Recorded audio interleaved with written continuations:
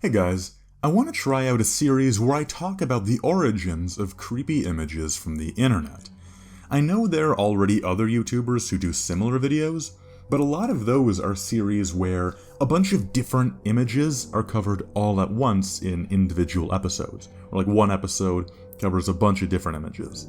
And I want to try something a little bit more short form, where I can really focus on and go as in-depth as possible on whatever the image of the day is. So consider this a short pilot episode in which I discover this image, which is commonly known as Clarissa. People call it that because it's usually associated with a notorious chain letter that was circulating the web around 2008. It's kind of a goofy one, so I won't read the entire thing, but here's the meat of it. Once there was a little girl called Clarissa. She was 10 years old and she lived in a mental hospital because she killed her mom and her dad. She got so bad, she went to kill all the staff in the hospital. So the government decided that the best idea was to get rid of her, so they set up a special room to kill her as humanely as possible, but it went wrong. The machine they were using went wrong, and she sat there in agony for hours until she finally died. Now every week, on the day of her death, she returns to the person that reads this chain letter on a Monday night at 12 a.m. She creeps into your room and kills you slowly by cutting you and watching you bleed to death. Yeah, not exactly peak storytelling there. The reason I'm talking about it is because I was recently asked to find out more about the image and talk about it, and here I am. So, how did my search for this photo's origins go? Well, there's a good reason why I'm talking about this one for the pilot episode, because as far as image hunts go, this is definitely one of the easier searches I've faced. All it took was a little bit of reverse image searching to find a DeviantArt post dating all the way back to July 16th, 2004. The user Steel Ghost posted an image titled "Seriously Scary" and explained that this image was just one in a series of efforts to make the creepiest image he can possibly make. I scrolled through his other works, and he's honestly a pretty talented artist.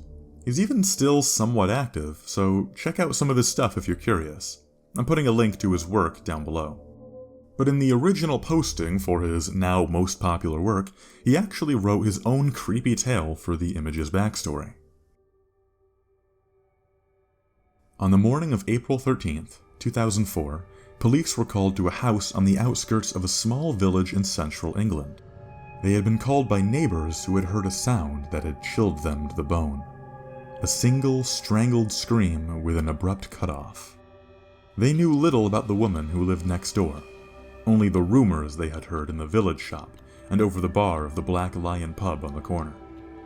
They had heard that she had moved to the village to escape her memories. Her daughter had been gone for several weeks before she would believe what the police had been telling her. But still, her mind shied away from the truth and kept the room ready for her to return. The bed made and the toys laid out. And every morning she would run to the room, half expecting to see her lying there, teddy bear in her arms, and a sleepy smile on her face as she awoke. After her husband left her, torn apart by grief and his wife's slowly slipping grip on sanity, her family had bought her the new home, wanting to give her a chance at life, a new start.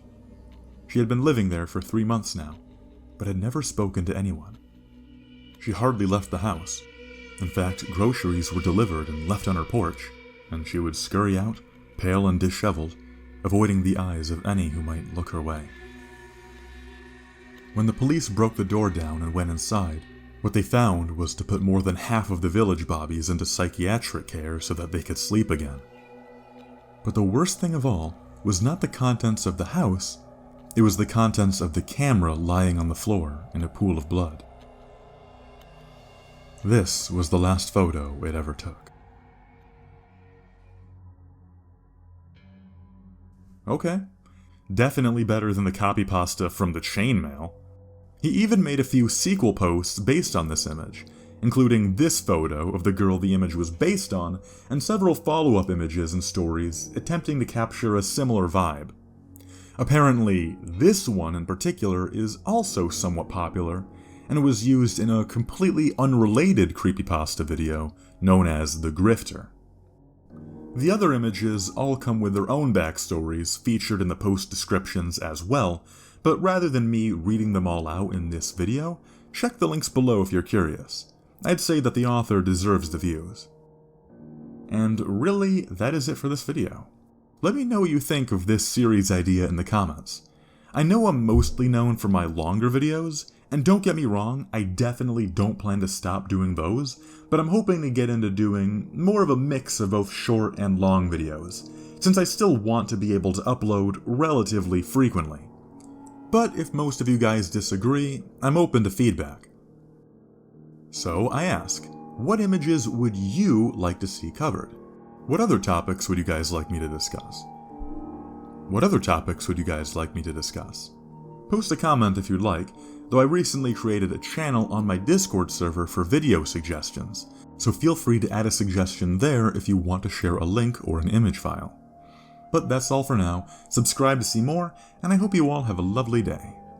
Bye-bye!